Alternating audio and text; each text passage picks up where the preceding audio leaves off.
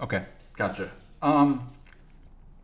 Throughout this process of the raids and investigating the murders that were surrounding Suge, did you have any interactions with Suge? And if so, did you two start to develop a level of mutual respect, so to speak? Well, I don't know that it would be called mutual respect. I mean, if he was dirty, which he was on several occasions, I was only trying to do my job by putting him into jail. But with that said, and the several interactions I had with him, it was a mutual respect in that regards where I would be straight up with him if I could, tell him something, whatever we were talking about, I'd be straight with him and the same with him. However, he wasn't always as forthcoming with the information. Gotcha. Okay. And the reason I asked that is, and correct me if I'm wrong on this, but I believe when he turned himself into authorities after the incident at the Tams Burgers with Terry Carter, that he requested specifically for you to surrender to. Is that correct? Yes, that's correct.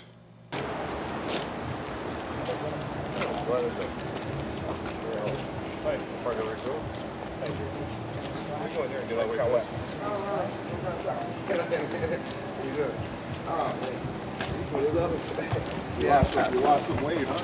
Yeah. Yo, Suge, what was the fight about, man? Can you say anything about the allegations against you?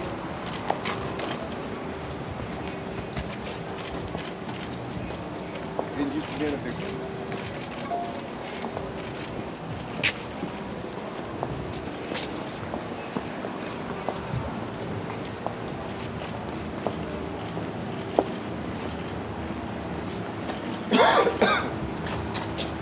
Some story, Suge, and all.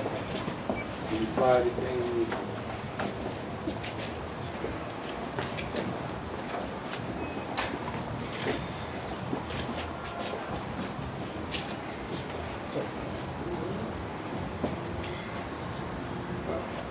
Get out, I can always smoke it. Yo, good luck in there, Suge. I think. Okay. And the night that he did that, can you tell me what his side of the story was? Because I know a lot of people feel like it could have been self-defense, but I'm curious that night with his mind state and everything he had gone through, what his explanation was as far as what happened that night at Tams. Well, I think he had given several versions of what happened. And towards the end of the interview process, I was not involved in the interview. I was just there because he requested I be there. But towards the end of it, I believe he came closer to the truth with what actually happened. And he's pretty much saying that it was self-defense, that Carter had put a gun on him and he was just trying to protect himself. But that was, again, that was after several versions of, in his mind, what the truth was.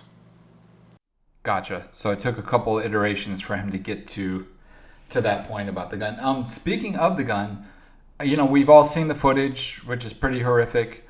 But I know there was a big fuss about with Bone whether he had like a walkie-talkie or did he actually have a gun. Obviously, we don't know 1,000%. But if you've seen the footage, in your expert opinion as an investigator, do you feel like it's plausible that he did have a weapon, or do you think that it was in fact a walkie-talkie? I really can't comment on that. It's been quite a while since I've seen the video, so. Okay, that's fair enough. Can you talk to me about the investigation after the incident with Suge at the One Oaks Club when he was shot? Can you tell me what you heard before, and then through your investigation, if you were able to make any discoveries about what happened that night? Well, I was not the handling detectives on that case. I actually was called in again because of my rapport with Suge to see if he would be truthful with what happened. And, he never really gave anything about the shooting or the actual incident. And all I know is what I read at that time, that somebody tried to shoot and kill him. So again, he did not or would not give up any information about who the shooter was. Okay. I'd heard a rumor that there was, during the investigation, they found that a police officer let the shooter out of the club or drove him to the airport, he was even reported. Did you hear any of this? And if so, did you have any thoughts about it? I did hear that, and I don't know that it was ever substantiated. I think that was just more rumors than anything.